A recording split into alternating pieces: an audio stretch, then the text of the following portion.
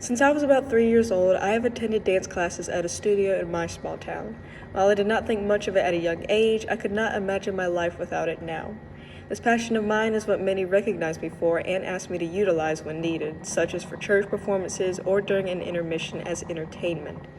As I discuss this now, this will be my 15th year of dancing and 10th year of dancing competitively. Adding an additional challenge to the art by competing against various studios across the state has enhanced the experience and enjoyment. Dancing alongside my teammates and rejoicing when we receive countless awards for our hard work and dedication is one of the many highlights of my dancing career. Throughout it all, I have made lifelong friends who I would now consider as close as family. We have gone through the ups and downs of working as a team, whether it be practicing rigorously for many hours or dining together at a restaurant after a competition. If given the chance, I would not trade the friends I have made for any other. In addition to this, I have also made great relationships with my instructors who have pushed me to be the best dancer I can be. They have helped me refine the skills I am accustomed to and have presented new challenges for me to overcome, such as difficult jumps or turning sequences. Nonetheless, my time spent at this small studio has not been in vain. Even if we are not the best dancers, we have grown and improved since the first time we stepped out onto the stage together for the first time. Attending my usual practices has not been the only way I have been involved at the studio. For about 4 years, I have had the opportunity to assist instructors with the younger classes. Taking on this role of leadership, I have learned more about patience and compassion while directing and guiding kindergartners and first graders. Since this will be my last year assisting, it is bittersweet. I have connected more with the students this year than I have previously. They tell me all about their day, request to hold my hand during tap class, and acquire my attention to show me a new trick they have learned.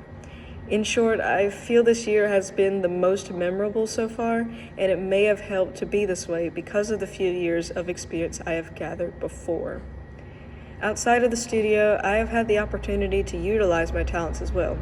Recently, my youth pastor asked me to choreograph an expressive drama routine for a teen talent competition this month. Over the course of several weeks, I have learned the obstacles choreographers can face, such as feeling creative during some days and experiencing a mental block the next.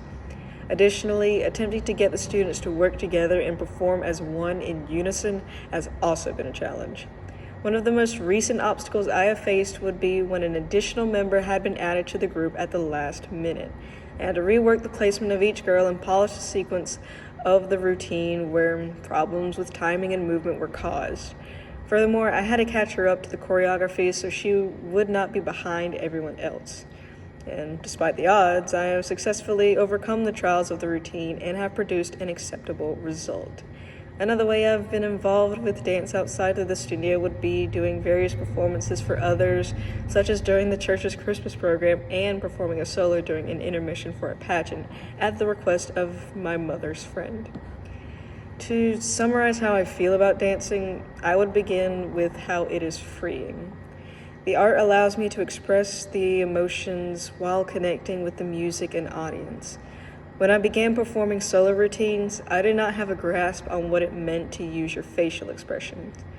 Normally, if a dance required it of me, I would give the best smile I had to the judges, which one year did award me with a nice award from the judges, recognizing my bright smile.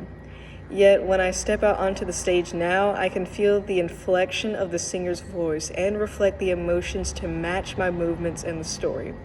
As an example, I have a solo routine this year that requires me to be animated because it is based off of one of my favorite musicals, Hamilton. Throughout the routine, I lip-sync the lyrics of the song and embody the character's charisma and pride. On other occasions, there would be routines where I had to portray a victim of someone who was tormented and describe with my movements her pain and agony. When I dance, I can be entertaining and enjoyable or tell a story through choreography.